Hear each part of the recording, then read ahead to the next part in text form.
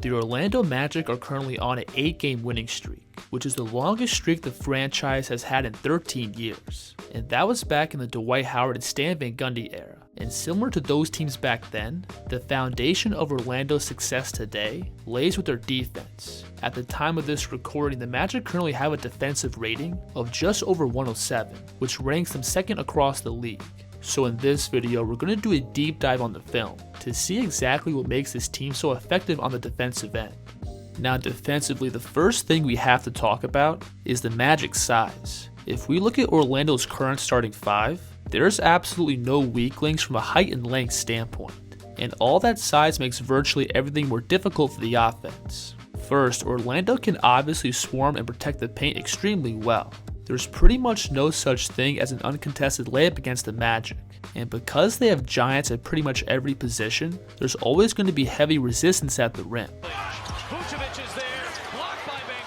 Right here, you'll see the Celtics bring Goga Bitadze up and pick and roll, and typically when you extend out the opposing team's center, there isn't much size coming from the weak side to protect the rim.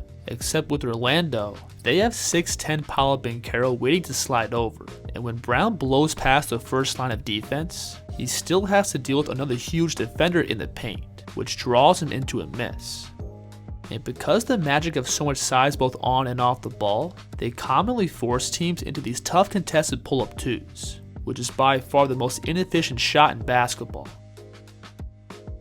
Right here, you'll see Jaylen Brown turn the corner off the screen, and all the size Orlando has waiting for him in the paint funnels him into an out-of-rhythm jumper. Now defensively, Orlando is much more than just your typical lumbering paint-protecting defense. On top of their size, Orlando also has multiple guys who are extremely mobile on the perimeter, and the two players that come to mind in their starting lineup is Franz Wagner and Paolo Banchero. Both of these guys tower at 6'10", but they also have no issue sticking guards on the perimeter.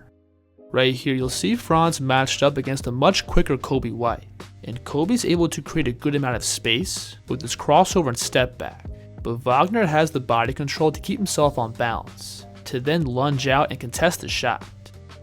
Now he's matched up against a much more physically imposing Jason Tatum, and notice how the Magic are comfortable letting Franz defend him on an island, and he's able to absorb Tatum's body bumps to then completely erase this shot.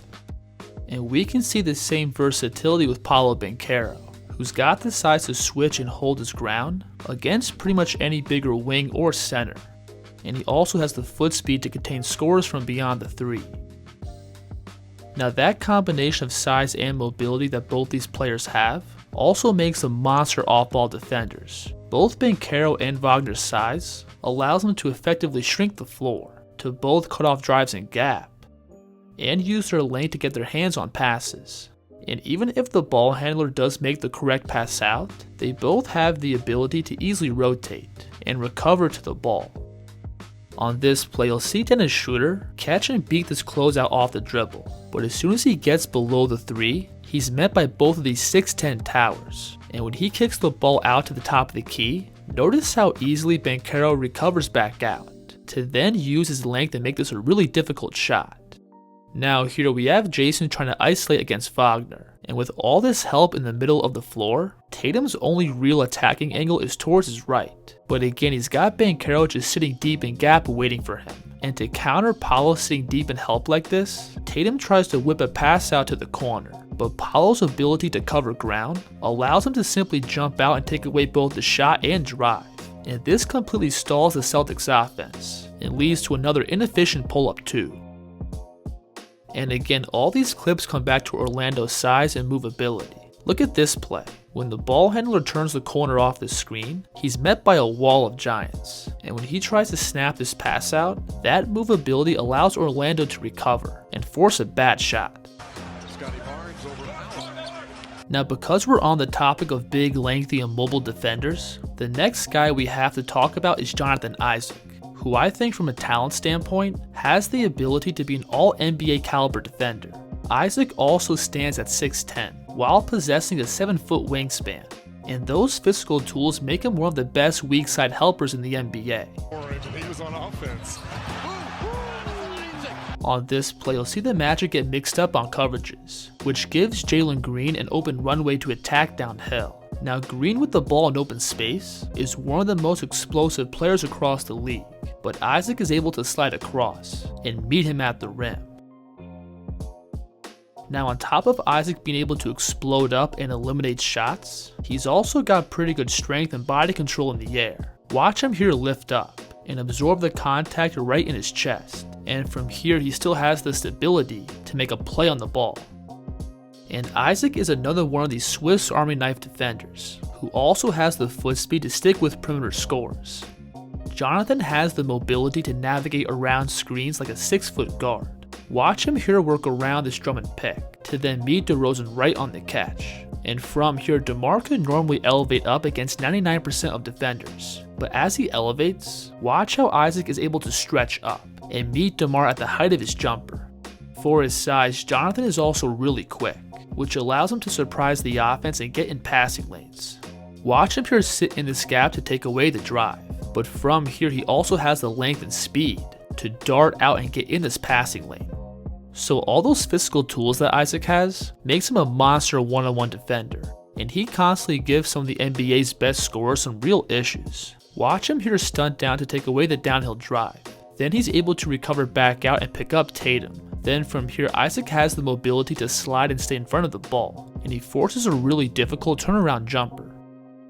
Now the next thing we have to go over is the Magic's backcourt defense. And I think both Cole Anthony and Anthony Black are really good defenders in their own right. But the guy I really want to focus on is Jaylen Suggs. Suggs is a physical, aggressive 6'5" guard. And we can have this debate in the comments, but I don't think there's anybody in the league right now who has the motor that Jaylen has. At the point of attack, Jaylen gets into the ball just as good as some of the best backcourt defenders. And he's able to use that physicality to maneuver around screens. Right here, watch him chase Lonnie Walker over this pick, and typically most guards would try to run around this big to get back in front of the ball, but watch how Jalen instead shoots behind to pick Walker's pocket. Third efforts, turnover, Suggs. Now another element that makes Suggs extremely effective on the defensive end is how switchable he is. The Magic are comfortable letting Suggs defend anybody 1 through 5, and physically he's an absolute brick wall down low. When defending down low, Suggs also has really quick hands, while having a good feel of predicting moves, which allows him to get in positions to make plays on the ball. You'll see him here guarding Jeremy Grant one-on-one, and notice how Jalen slides towards his right, anticipating Jeremy to spin over his right shoulder. And when Jeremy does commit to spinning, Jalen is now in perfect position to strip the ball. And that anticipation carries over to Suggs' perimeter defense, where his motor and defensive feel can give some of the league's best creators some real problems. So in essence, the Magic can pretty much switch with anybody 1 through 5, and because they have the size and length to heavily shrink the floor, while having 3 to 4 guys on the court who can protect the rim, there isn't really a perfect way to attack this Orlando defense. Then on top of that, they also have 3 different guards who are comfortable putting heavy pressure on the ball, while being able to switch up against bigger wings. I think from a talent and depth perspective, the Magic probably have the most complete defensive package as a team. Now when we move on and look at this team on the offensive end, I think everything starts with Franz Wagner. But if you want to see my breakdown of Franz's game, that video is going to be exclusively on my Patreon, where for just $3 a month you can get access to my breakdown of Wagner, as well as all my other exclusive content. If you enjoyed the video, please subscribe for the kid. The kid's here.